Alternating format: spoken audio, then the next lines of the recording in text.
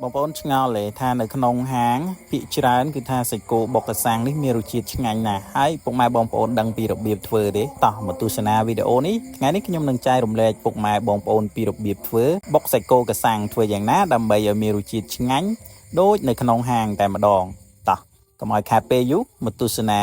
វីដេអូនេះទាំងអស់គ្នាថ្ងៃនេះខ្ញុំមានសាច់គោ3ខាំបាទសាច់ខ្ញុំទិញយកកន្លែងដែលផុយហើយកសាំងពុកម៉ែបងប្អូនយកកសាំងដែលរាងចាស់ល្មមទៅដើម្បីឲ្យវាមានរសជាតិរាងជូរអញ្ចឹងណាបាទកាលណាខ្ចីពេកក៏វាអត់សូវជូរដែរវាទៅជាល្វីងវិញហើយសម្រាប់ប្រហុកពុកម៉ែបងប្អូនខ្ចប់ស្លឹកចេកហើយយកទៅអាំងទៅដើម្បីធ្វើឲ្យក្លិនប្រហុករបស់យើងហ្នឹងមានរសជាតិឈ្ងុយហើយគល់ស្លឹកគ្រៃរំដេងខ្ទឹមសខ្ទឹមក្រហមម្ទេសគឺយើងលីងវាសិនពុកម៉ែបងប្អូនបាទលីងឲ្យវាឆ្អិនណាបាទបន្ទាប់មកចាំយើងយកវាទៅបុកឲ្យម៉ត់ហើយសាច់គោពុកម៉ែបងប្អូនយកទៅអាំងក៏បាន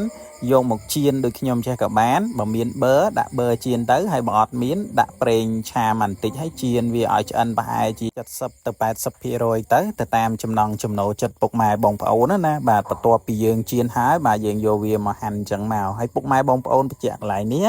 សាច់គោគឺយើងអត់ត្រូវប្រឡាក់គ្រឿងទេបាទតែកាលណាយើងប្រឡាក់ប្រេងខ្យងឬក៏ប្រឡាក់គ្រឿងអីផ្ដេសផ្ដាសបាទយកទៅបុកជាមួយនឹងកសាំងហ្នឹងគឺវាអាចបាត់បង់រសជាតិក្លិនប្រហុកហើយនឹងកសាំងរបស់យើងហើយឬក៏បងប្អូនលួចបើម៉ត់បន្តិចទៅខ្ទឹមសខ្ទឹមក្រហមគល់ស្លឹកគ្រៃហើយនឹងម្ទេសដាក់ទៅតាមចំណង់ចំណូលចិត្តពុកម៉ែបងប្អូនចូលចិត្តហឹរដាក់ម្ទេសរៀងច្រើនតិចទៅបាទយើងបុកវាឲ្យម៉ត់ហើយសូមយើងចាក់កសាំងចូលបាទកសាំងចូលហើយសូមចាក់ប្រហុកដែលយើងអាំងមិញហ្នឹងចូលទៀតហើយយើងបុកវាឲ្យម៉ត់ណាពុកម៉ែបងប្អូនចាំយើងថែមស្ករប៊ីចេងហើយលួចទឹកត្រីប្រហែលជាកន្លះស្លាបព្រាបាយទៀតទៅបញ្ជាក់កន្លែងនេះទឹកត្រីតែពុកម៉ែបងប្អូនប្រើច្រើនវាអាចនឹងធុំក្លិនទឹកត្រីហើយអញ្ចឹងគឺយើងលួចតែបន្តិចទេបន្ទាប់ពីគ្រឿងទាំងអស់ហ្នឹងយើងបុកច្បល់ចូលគ្នាឲ្យសព្វហើយសឹមចាក់សាច់គោដែលយើងហាន់ជាប្រទេសមិញហ្នឹងបាទហើយយើងច្បល់ណាពុកម៉ែបងប្អូនមកគឺយើងបុកតិចទេដោយសារត្រង់កន្លែងនេះយើងគ្រាន់តែច្បល់ឲ្យវាចូលគ្រឿងឲ្យសព្វមួយសាច់គោទេបាទនេះដូចខ្ញុំបង្ហាញពុកម៉ែបងប្អូនអញ្ចឹង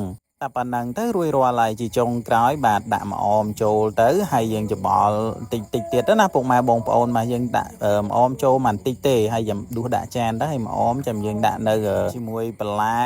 បាទបន្លែមានដូចជាស្ពៃបូកូមានតសក់មានត្រប់ឬក៏មានពពាយឯអាហ្នឹងស្រេចតែពុកម៉ែបងប្អូនចូលចិត្តទេណាពុកម៉ែបងប្អូនចូលចិត្តបន្លែបាទដាក់បន្លែហ្នឹងទៅឥឡូវខ្ញុំរៀបចំដួសដាក់ចានហើយឃើញទេទំនងណាពុកម៉ែបងប្អូនបាទគឺថាមួយមុខនេះញ៉ាំជាមួយអីក៏ត្រូវដែរពុកម៉ែបងប្អូនបាទញ៉ាំជាមួយបាយក៏ត្រូវញ៉ាំជាមួយជាក់នោះរឹតតែអែមទៀតបាទមានកម្មវិធីជួបជុំអីណាពុកម៉ែបងប្អូនអាចសាកមួយមុខនេះបានធានាថាអែមណាពុកម៉ែបងប្អូនបាទរសជាតិរបស់វាធានាឲ្យហ្មងធ្វើដូចខ្ញុំនេះបាទហើយហ្នឹងហើយតែប៉ុណ្្នឹងទេរួចរាល់ហើយឃើញទេទំនងពុកម៉ែបងប្អូនបាទហ្នឹងហើយវីដេអូគឺមានតែប៉ុណ្្នឹងទេបាទអរគុណពុកម៉ែបងប្អូនមែនតើហើយបើចូលចិត្តវីដេអូនេះបាទអាច comment នៅខាងក្រោមវីដេអូហ្នឹងទៅ